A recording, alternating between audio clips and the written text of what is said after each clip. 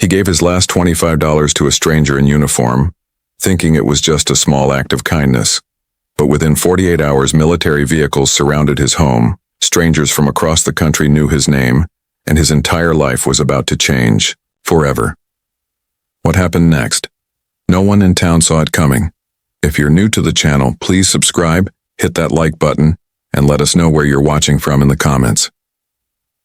Now let's jump into the story. Walter Reed didn't always live quietly above the bakery. Years ago, he was the kind of man who shook hands with everyone, knew the name of every dog in the neighborhood, and showed up with a toolbox when a neighbor's sink started leaking. He worked at the old steel plant for over 30 years, until it closed down and never reopened. That's when everything began to fall apart. At 76, Walter had more wrinkles than coins. His small room smelled faintly of oil and old coffee, and the only things on his wall were a faded calendar and a photograph of his late wife, Jean. Every Thursday, he followed the same routine. A slow, careful walk down 3 blocks to Sonny's cafe, where he could afford a cup of coffee and maybe a biscuit if prices hadn't gone up again. Sonny's cafe wasn't fancy. It had cracked linoleum floors, booths patched with duct tape, and a bell on the door that let out a high-pitched ring whenever someone came in. But for Walter, it felt like home. More importantly, Ellie worked there. Ellie was a waitress in her 40s with tired eyes but a bright smile. She had known Walter for years. He always sat at the same booth by the window, his coat folded neatly beside him. His cane leaned against the wall. "Morning, Walter," she greeted him like clockwork. "Morning, Ellie," he replied, placing 3 crumpled dollar bills and some change on the table. "Just the usual." Ellie nodded, scribbled on her notepad, and walked off. She knew he couldn't afford more, so most weeks she quietly added a scrambled egg or a slice of ham to his plate. She'd never say it out loud. Walter's pride wouldn't allow that kind of kindness, but she did it anyway. This Thursday, though, didn't follow the usual rhythm. Walter had just left the pharmacy. The man behind the counter had told him his heart medication had gone up in price. Again. Walter had only $28 left to his name. The pills cost $30. He told the pharmacist he'd come back next week, folded his last $25 bill into his coat pocket, and headed to the cafe. He tried not to think about it. At the cafe, he wrapped his hands around the warm coffee cup, the heat easing the ache in his fingers. He stared out the window, watching rain tap softly against the glass. The bell above the door rang. In stepped a young man in military uniform, soaked from the rain, boots muddy, and eyes heavy with fatigue. He walked with a slight limp and looked around as if trying to remember what it felt like to sit somewhere safe. Ellie noticed him right away. "Hi there," she said kindly. "Can I get you something warm?" "Yeah, please," the man said. "Sorry, I lost my wallet earlier. I can wash dishes or something to cover the meal." His name was Mason Carter, a 24-year-old National Guard member just back from a training mission. His car had broken down on the edge of town and he'd walked 5 miles in the rain. He was trying to reach his father, who was sick and waiting for him in a nearby town. Mason hadn't eaten in nearly a day. Ellie hesitated. She wanted to help, but the cafe's owner, Mr. Barnes, was strict. No free meals, no matter the story. Walter watched all of this quietly from his booth. Then, with slow effort, he stood, used his cane for balance, and walked over to the counter. The cafe fell quiet. Walter reached into his coat and pulled out the folded $25 bill, the money he had set aside for his medicine. He placed it gently on the counter beside the soldier's plate. The young man stared at him, eyes wide. "Sir, no, I can't take this. You clearly need it more than I do." Walter smiled gently. "Too late, you already have." "But my son wore a uniform like yours," Walter said softly. "He never came home. If someone had helped him like this, I would have wanted to say thank you. This is me saying it now." Silence. Even Mr. Barnes, gruff and hard-headed, said nothing. The soldier stood, clearly overwhelmed. "At least let me pay you back, or give you my number, something." Walter shook his head. "You don't owe me a thing, just get to your dad, that's enough." He turned to leave. "Walter, your breakfast," Ellie called out. "Not hungry today," Walter replied with a quiet smile. though anyone watching could see the sadness behind his eyes. He pulled his coat tighter, stepped out into the rain, and walked away. No one noticed the man sitting in the back corner of the cafe, stirring his tea and watching everything unfold. He wasn't a regular. He didn't speak a word. But he saw it all. And he wasn't going to forget. The sky was already dark when Walter Reed stepped back into his tiny upstairs room. Rain soaked through his coat and socks, and his hands shook as he tried to lock the door behind him. The warmth from his coffee earlier was long gone, replaced by a deep ache in his chest. He sat down on the edge of his bed, pulled off his wet shoes, and looked around the room. It was silent except for the slow drip of water from his coat hanging on a hook. On his nightstand sat the only things that truly mattered to him anymore: a photograph of his wife, Jean, smiling in front of their old garden, and a small wooden box holding her wedding ring. Walter's stomach growled, but he ignored it. He had no appetite. He had just given away his last $25 to a stranger. A good man in need, sure. But still, now he had nothing. No money, no food, and worst of all, no heart medication. He lay back on the thin mattress trying to rest, but his chest felt tight. A heavy pressure grew just under his ribs. He reached for his pillow, trying to shift into a more comfortable position. Sleep didn't come. The next morning he was woken by loud knocking. Bang, bang, bang. He slowly got up, every joint aching. When he opened the door, his landlady, Marcia Trent, stood there with a stern look and a large white envelope in hand. "Walter, I'm so sorry, but I have to give you this." He took the envelope. He already knew what it was: an eviction notice. He had been 2 months behind on rent, and Marcia had been patient. But now, the building owner was pressuring her. "If you can't pay by Monday," she said, voice quieter now, "he'll have to take legal action. I hate doing this." Walter nodded. "I understand." As she walked away, Walter stood in the hallway holding the envelope, trying to keep his legs from trembling. Later that day, the sky turned gray again. Thunder rolled in the distance and rain began to fall hard. Just before evening, Walter heard a strange sound, a loud pop, and then rushing water. It was coming from under the sink. He opened the cupboard and water burst out, flooding across the floor. "No, no, no," he whispered, grabbing towels, trying to block it. But it was too much. Within minutes, water was leaking down into the bakery below. He ran downstairs as fast as he could, his cane slipping slightly on the wet steps. The bakery owner, Mr. Callan, was already there, shouting over the noise of the water. "Walter, your pipe burst and now my storeroom is ruined. Thousands of dollars in damage." "I'm sorry," Walter said, completely soaked. "I'll try to fix it. I'll sell what I have." Mr. Callan looked at him sharply. "You don't have anything to sell, Walter. Be honest with yourself." The words hit Walter like a slap. He stood in the middle of the room, water running. Down his face, his slippers soaked through. He had lost control of everything in his life, and now even his dignity was slipping away. Back upstairs, Walter changed into dry clothes and sat quietly at the kitchen table. His chest pain had returned, sharper this time. He picked up a pen with shaking fingers and began writing. The first letter was to his daughter, Rachel, whom he hadn't spoken to in over a decade. Their last conversation had ended in anger, and too much time had passed, or so he had thought. Now, with nothing left, he couldn't help but wonder what she would say if she knew the truth. The second letter was for Mr. Callan, an apology for the damage, and a promise to find a way to pay it, even if it meant selling the last things he owned. He placed both letters in envelopes and added Jean's wedding ring and the photo of them from the garden. They were the only treasures he had left. As night fell, the wind howled outside, and rain beat against the windows like tapping fingers. Walter sat by the bed, breathing heavily, one hand on his chest. He needed help, but he had no phone, no nearby family, and no strength to walk anywhere. Down the street, in the same diner where Walter had given away his last dollar, Mason Carter sat alone, staring at his coffee. He hadn't been able to stop thinking about the old man who had helped him.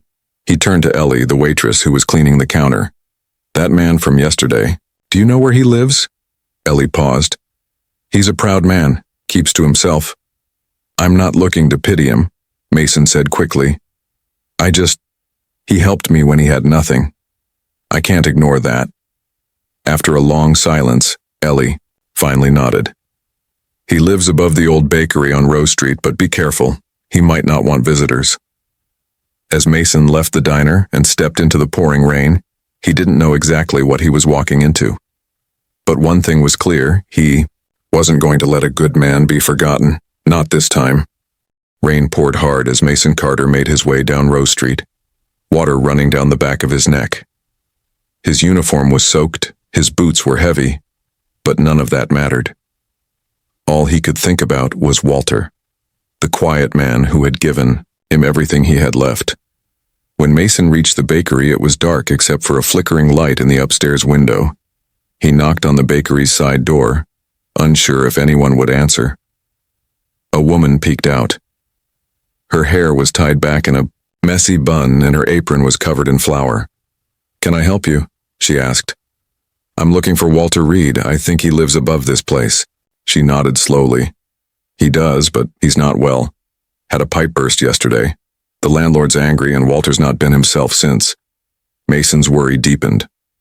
"Can I go up?" The woman, Mrs. Halverson, the baker's wife, hesitated.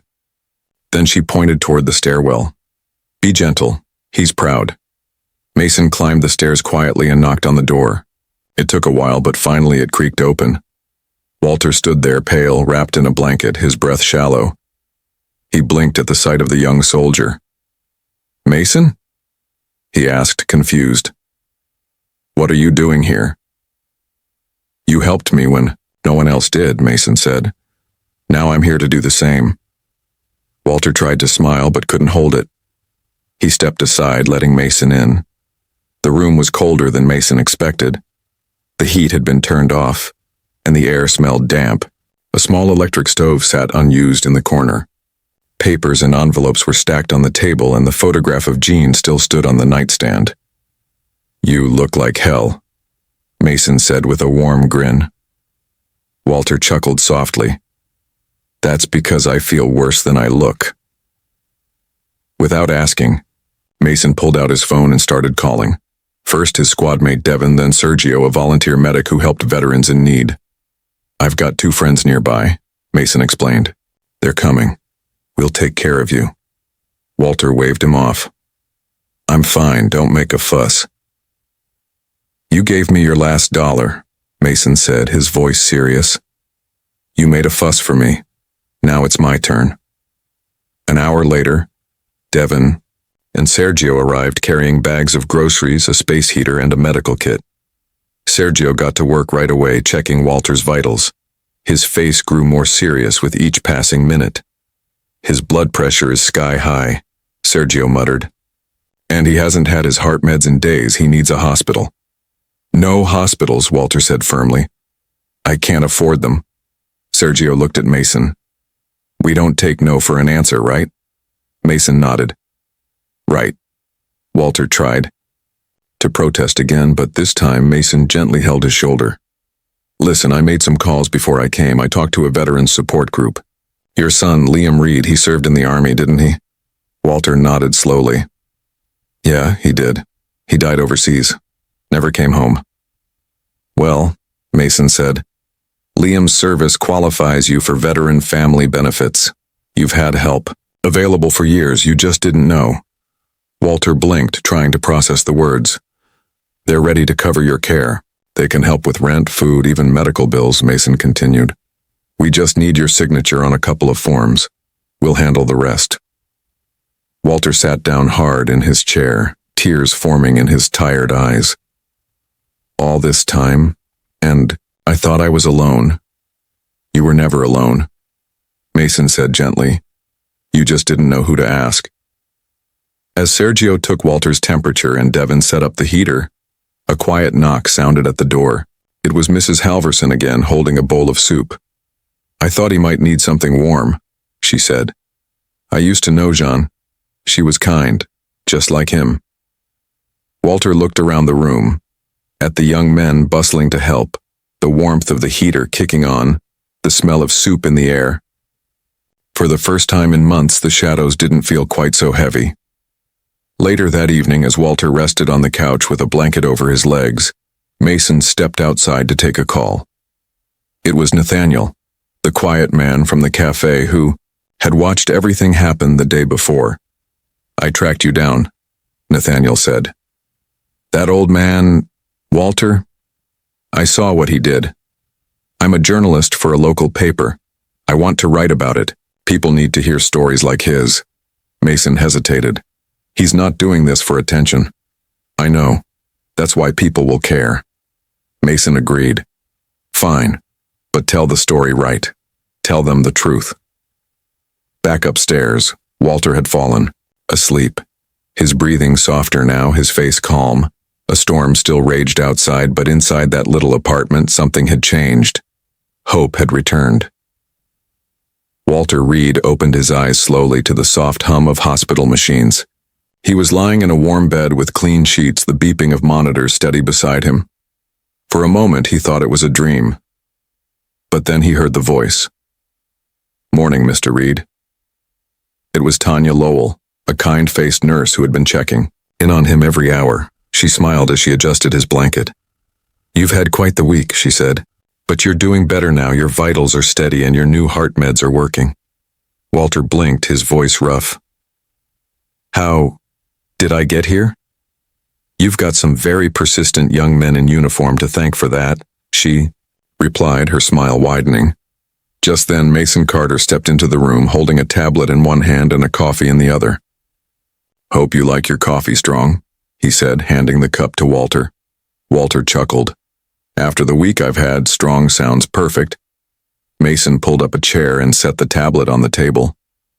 "There's someone who wants to talk to you." He tapped the screen. A video call opened. A woman appeared, middle-aged, with kind eyes and a familiar smile. Her name lit up on the screen. Rachel Reed. Walter froze. "Rachel," her eyes filled with tears. "Dad? Is it really you?" Walter's voice cracked. "I didn't think I'd ever see you again." "Same here," Rachel whispered. "Mason found me through an old address in Mom's church records. I'm flying out tomorrow. We have a lot to talk about." Walter wiped his eyes with the back of his hand, speechless for the first time in a long time. After over a decade of silence, the walls between them had finally begun to fall. The next day, Walter was discharged with new medication, a treatment plan, and a list of benefits he'd never known he qualified for. Mason met him at the hospital entrance, but this time he wasn't alone. 3 military vehicles were parked by the curb, and a group of people stood waiting. Rachel was among them, her arms open wide. Walter stepped into her embrace, barely able to believe it was real. "I'm not letting you go again," she whispered into his shoulder. "I don't plan to," he replied, holding her tight. But that wasn't the end. Instead of returning to the small apartment above the bakery, they drove. Walter to a quiet neighborhood with tree-lined streets. A cozy rental home sat at the end of the block with a small garden out front. "This place is for you," Rachel said. "I took a leave from work. We'll stay here until you're back on your feet." Walter stared at the home in disbelief. "You left your job for me? You're my dad," she said simply. "And we've already missed enough time." Inside, more surprises waited. In the living room stood Nathaniel, the quiet man from the cafe who had watched it all unfold. He stepped forward and shook Walter's hand. "Sir, I'm a writer for the local paper," he said. "Your story went viral. The article I posted?